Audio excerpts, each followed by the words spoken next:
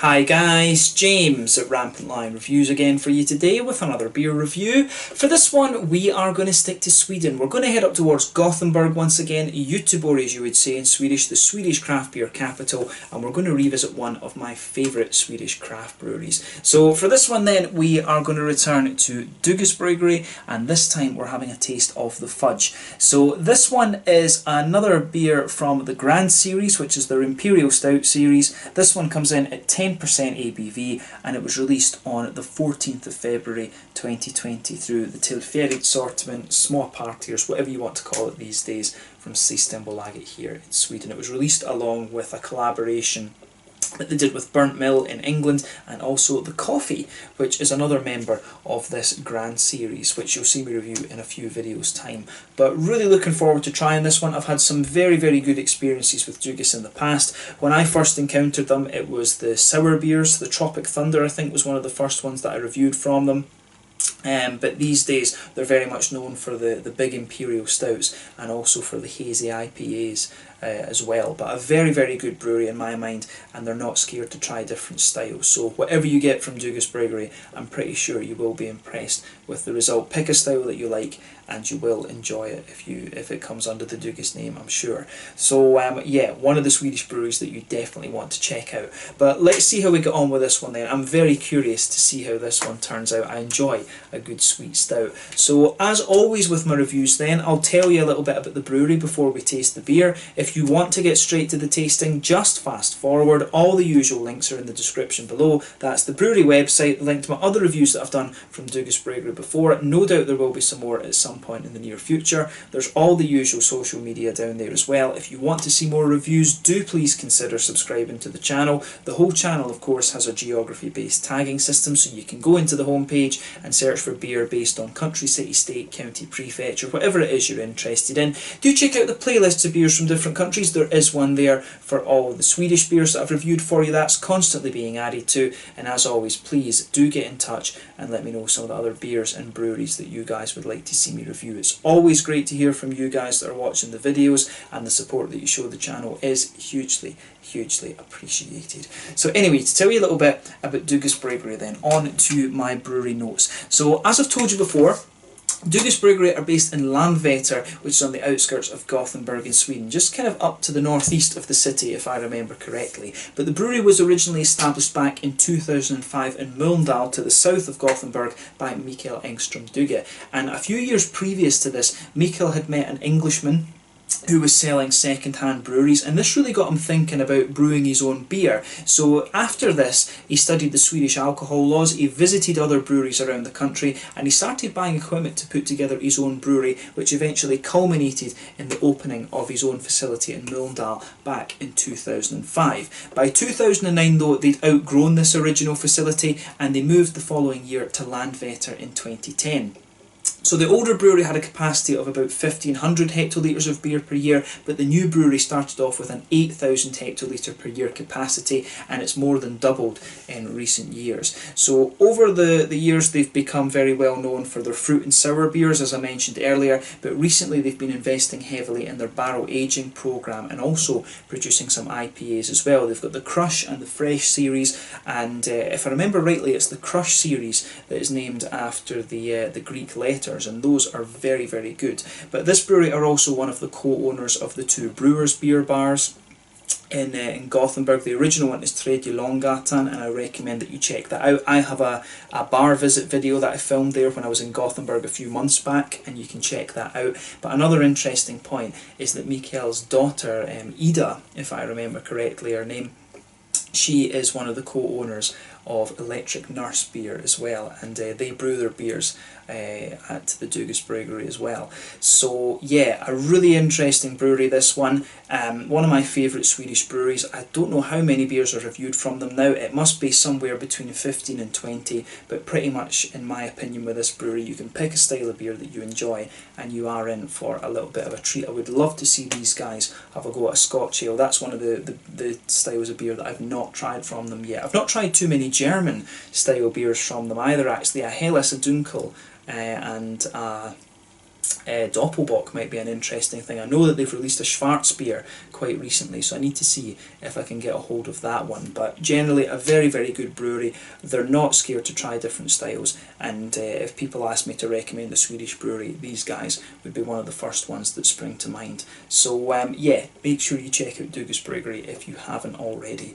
So yeah, that's all you really need to know about Dugas Bryggeri for the moment. If you want to learn more, of course, you can check out the brewery website in the description below. You can follow them on Facebook and Instagram to keep up to date with all the latest goings on, and you can check out the Rate Beer, Untappd and Beer Advocate pages to learn more about the different beers that these guys have done. So yeah, let's get on to the actual tasting of this beer then. So as you can see, the artwork in this one is pretty similar to the other beers that you'll see from Dugas. You know, it's really nicely done. There you can see there is one of the other symbols that you'll see for Dugas Bryggeri. They do have this one that looks like a kind of little guy there. You can see on the top there, Grand Series Imperial Stout, plain black bottle cap there, and it says on the top, starting a grand journey, a journey towards the perfect stout, towards utopia, step by step, beer by beer, on forever. A great canvas coloured with cocoa and vanilla for any and all fudgy needs chewy. So yeah, this one I think will be really quite nice, and this one apparently contains rye and oats, so I think this will be quite interesting. Rye, of course, can give you some lovely smoothing effects in your malt base too. So without further ado then, let's get this guy out and we'll get on with the tasting. Like I said to you, this one, the Fudge, it's a 10% Imperial Stout, released on the 14th of February 2020 through the Tillfällig assortment, small partiers, whatever you want to call it, that we have here now in Systembolaget in Sweden. And it was released along with a collaboration with Burnt Mill Brewery from England called Dimma, which you'll have seen the review for before, and you will see a review for Coffee, which was the other Imperial Stout they released at the same time. You'll see that appear in a few videos. But yeah, when you open this one up, you're going to get some lovely brown sugary notes, as you would expect with a name like Fudge. But you can see this beer, the head on it is just completely disappeared actually. So yeah, that's interesting. So in terms of colour, if we take this one up to the light, it's a lovely dark ebony rosewood colour. There's very little in the way of a difference to the colour if you put the light through it. It does have a little bit of a kind of Coca-Cola coloured edge to it, but that's quite common when it comes to the Imperial Stouts. You could see when we poured it, it had a little kind of thin foamy layer of a medium base sort of tan head. There's one or two big bubbles sticking towards the side of the glass and quite a few little ones just heading up towards the bottom of that head there. But you know, overall it does look pretty nice, and you know, it's exactly what you would expect from an Imperial Stout. So yeah, nothing too much to say about the appearance of this one. Just surprised that the head disappeared so quickly actually. But at 10%, you know, it is going to happen with some beers. The higher alcohol beers do struggle to maintain their head a little bit. So yeah, let's have a look at the aroma of this one then and see how we get on. Oh yeah, so straight away with this beer, and as you kind of got out the aroma, there's a hell of a lot of brown sugar in here. I'd be very curious to know with this one, because in some ways it reminds me of the Omnipollo stouts, and we know that Omnipollo like to use flavour essences and stuff like that in here. So I would be very curious to know whether it is like pure vanilla and cocoa that they're adding to the brew, or whether it's flavour essences and stuff that they're putting in here, because there's just something about the way the brown sugars come across in this. When you add flavour essence into a brew, it always comes across as a little bit candied, and you do get a little bit of that out of this one sort of straight away. It's just this sort of candied, oily type vibe that you'll get out of the beer, and there's something about this that really reminds me of the Omnipollo beers. But if I remember rightly, Dugas Bryggeri are actually brewing some of the Omnipollo stouts and things under contract, or either that or Hennock goes along and brews them there himself. But yeah, this is a really lovely smelling stout. There's nothing wrong with using these flavour essences, of course. It's just another style of brewing in my mind. Some people might disagree with that, but to me it's just another style of brewing. If the beer tastes good, then that's the main thing. But yeah, straight away with this one though, lovely big sweet fudgy notes out of this one. You know, I'm stating the obvious here, but you've got a lot of kind of brown sugar to this. It's got a kind of butterscotchy Werther's Original type vibe to it, this beer. The vanilla is really quite prominent in this. Underneath that though, you do get a good little bit of chocolate out of it, and to me it's quite a milky chocolate, you know, a sort of 30-40% cocoa type thing. The vanilla being in here might give you that impression, but if you take the aroma in more deeply, you can get some of these darker kind of fruity notes that you would get of a higher cocoa chocolate as well, but they're not quite as obvious. The chocolate itself isn't quite as obvious in the aroma. It really is more of a you know, it really is more of a sweet stout, this, rather than anything else. It comes across as very thick and oily in terms of the aroma. So yeah, just bear that in mind when you try this one. The aroma of this beer really is quite something else. It's a big, oily, thick, sweet beast of a beer. So yeah, in terms of hoppiness, there's not too much to report from this beer on that front. It's got a teeny little bit of earthiness and some grassiness as well. There's really no floral qualities to this one, but you've got some nice fruity notes pushing their way out of this beer. I'd be very curious to know what hops they've used in this actually. Is it likely to be Northern Brewer from Germany, or is it, you know, Bramling's Cross from England? And the reason I say those is because those hops are very often used in stouts and doppelbocks and things to give you these red fruity notes. You do have Williamette from America, of course, as well, which is quite popular in black IPAs and also some of the American stouts. I think Summit as well is one that I remember being used in there. So I wouldn't be surprised if there is a little bit of one. If there's just something about this that strikes me. I think it might be Northern Brewer that's in here, and maybe a little bit of the Bramling's Cross. The fruity notes that you get out of this, it's like a nice kind of juicy fig, but the more you take it in, it comes across as a bit more blackberry-ish and blackcurranty. And I think the figgy one, that tended to be more Bramling's Cross, but the more berry-ish notes, if you like, I always remember those being a little bit more kind of Northern Brewer, to be honest. But yeah, you get some lovely fruity juicy qualities out of this one. It's not quite sharp enough to be like raisins or plums. It is more of a juicy kind of figgy blackcurranty type thing that you get out of this. But I will say in the aroma the fruitiness comes across as quite oily.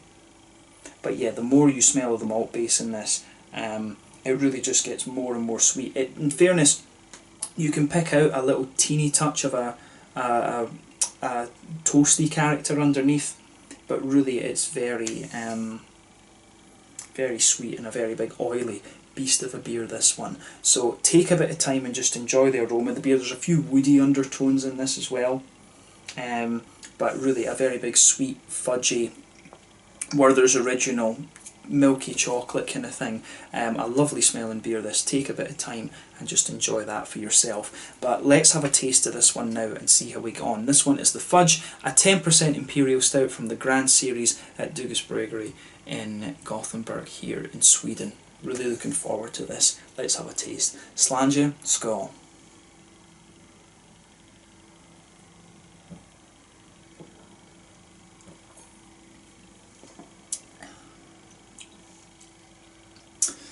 That's really nice.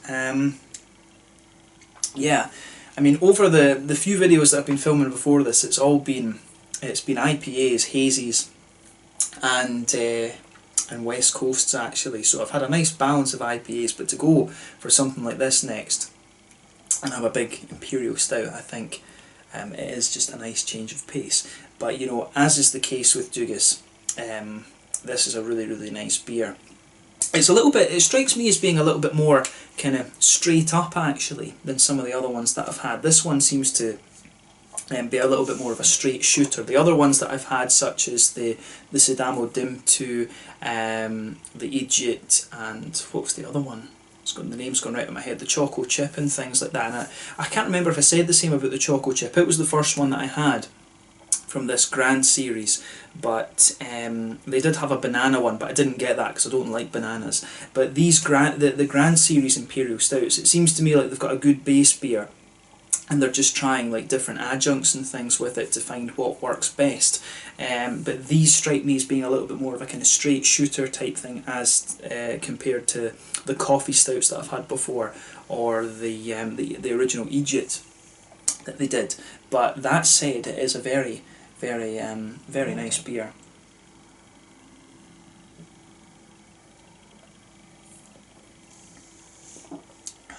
So yeah, if you get the chance to try this one, if you like some of these Omnipollo beers, you are going to really enjoy this. But yeah, let's try and break down the flavour of this one then a little bit and examine it. So, middle of your palate, you can feel a little bit of that kind of woody smoothness there. That sort of blankets the middle of your tongue for me, but it's almost enveloped a little bit. It's just kind of taken over by some of the by the big oily characters that this beer has. If you go to the back of the palate, you get a nice big chocolatey note out of this one, and I think the chocolatey notes at the back of the palate are a little bit darker, you know, a sort of 60-ish% cocoa chocolate. There's just a little bit more dark quality towards the back of the tongue there, but as you move further forward from it, if you go to the very centre of your palate, that's where you get the nice kind of brown sugary elements to this beer. And to me it strikes me as a little bit of a kind of treacle molasses sort of thing. It's quite a highly caramelised brown sugar that you get out of this one, rather than being a straight up sort of fudgy note there. So it's a little bit more like a kind of treacle toffee type note that you get in the centre of this in the centre of your palate here. But as you move further out from that, you can feel that it gradually does get a bit sweeter, and you start to get those kind of fudgy notes out of the beer. But you're always going to get that because it's the brown sugars, the brown sugary flavours that you get in a lot of beer. That's the covering up the alcohol, actually. So it's really nice how that goes together. But yeah, darker brown sugars are sort of treacly molasses type thing in the centre of the palate, and as you move out, it gradually gets more lighter to a sweet caramel, and then eventually to a fudgy note before the edge of the palate there. But it's a big oily brown sugar. There's no real biscuity elements to this one, as you can sometimes get. But as you push further forward on the palate, you can feel that the chocolate flavours that are underlying this one, it does, or underpinning this one I should say, it does get a little bit more kind of like a milky chocolate. You can pick out the vanilla flavours just almost right, it's not quite on the tip of the tongue, but it's just behind the fruity part of the palate there. So if you go to the centre of the tongue and move forward, you'll feel the kind of vanilla notes pushing their way out of this beer as well, which is really nice.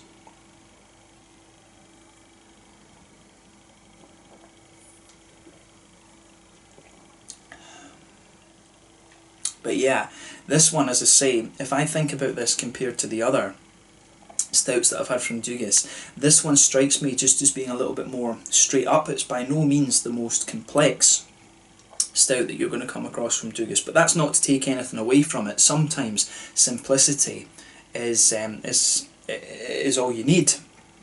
If you can do something simple but do it very well, that's always a good thing. And this one, to me, if you like a nice kind of sweet stout, it works quite well. It's not quite as sweet as I thought it would be. Like, it does lean, when you talk about the sweet stouts, this one leans towards the darker end of that subcategory, if you like. The brown sugars for me are, they do come across as quite dark actually. It's not quite as bright, if that's the right word. It's not quite as bright as I was expecting, but it's still a lovely, lovely beer, this one, and I like what it does. In fairness to it though, if you let those flavours linger on the palate, it does get a little bit lighter and brighter in the malt base, in my opinion. So yeah, it really is quite a nice beer, this one. Have a go at it for yourself and just see what you think. I'm really curious to see what the coffee has in store. I picked this one first before the coffee because I just fancied a sweet stout rather than a darker stout at this point in time, but I will review the coffee in the next couple of days. But yeah, lovely malt base on this one, big, thick and oily. If you like these sort of big cakey type imperial stouts from Omnipollo, you are going to enjoy this one. And in fairness, when you go to the front of the malty part of the palate there, just behind the fruity side of things, you do get an almost kind of brownie, cakey type vibe to this one. It does have some of the consistency of like a chocolate brownie, this beer. So yeah, really quite nice. On the hoppy side of things then, back corners of the palate, there is a very light earthiness to it. and the smoothness kind of continues along the front sort of side of the palate there. You can feel that just spreading forward. There's maybe a teeny little bit of a floral note on the front corners of the tongue, and as you go round the front curve of the palate, it's just that little bit lighter and grassy. Then behind the front curve of the tongue, that's where you get that little oily bubble where the juicy fruity esters start to push their way out of the beer, and the fruitiness that comes out of this as well is very nice.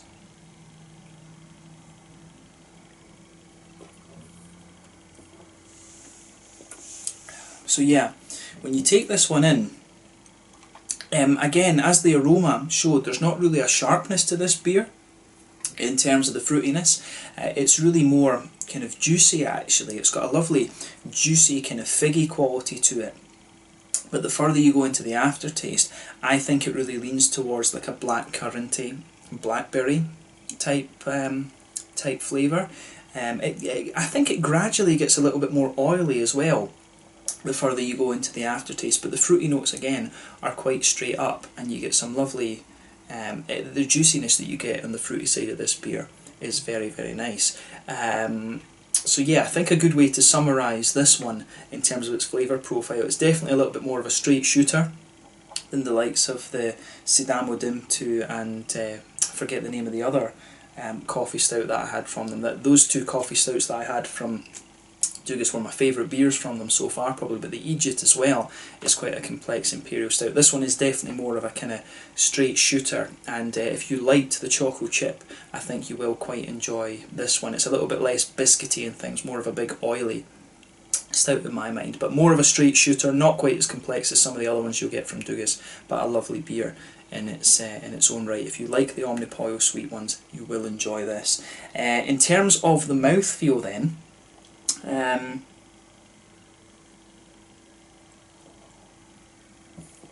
yeah, quite a big full-bodied beer this one, which isn't a surprise to get those brown sugary flavours to come out in the right way. You really need that. So full-bodied beer, carbonation's very smooth, the mouthfeel of course leaning towards that oily side of things, and you can, but at the same time you can feel some of the cleanliness, almost minerally qualities of the water coming out of this. It's always a thing you get with Nordic beer, right enough, because you've got such a good water quality up here. It's the same back home in Scotland too. But in terms of hoppy bitterness and things, I'd be surprised if it's any more than 20 IBUs in this one. You do get a little bit of dryness on the edges of your palate with this beer the further you go into the aftertaste. The malt base, the middle of your palate, is very smooth. It thickens up the further you go into the flavour as well, and becomes more and more oily, and you've got a lovely big kind of oily but quite juicy fruity quality to this one too. So overall this is a lovely beer, definitely more of a kind of straight shooter compared to other ones I've had from Dugas before. But you know, there's nothing wrong with that. This has been a really nice one to review, and I'm glad that I was able to get a hold of this, but very curious to see what the coffee has in store, because in my mind Dugas are one of the best coffee stout producers that I've come across so far. So yeah, this was a lovely beer, and I don't think I've had too many sweet stouts from Dugas before, but I think they've done an awesome job of this, and I'd be very curious to see what else they can produce over the next little while. So I'm looking forward to more instalments from the Grand Series Imperial Stout range that they have.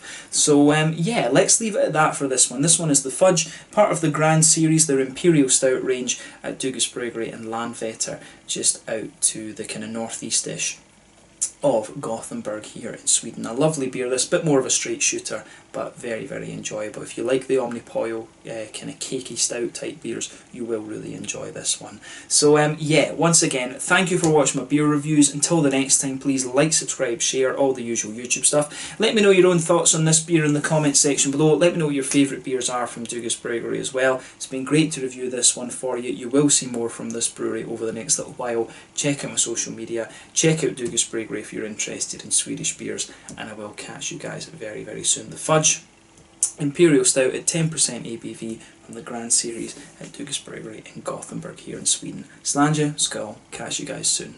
Cheers.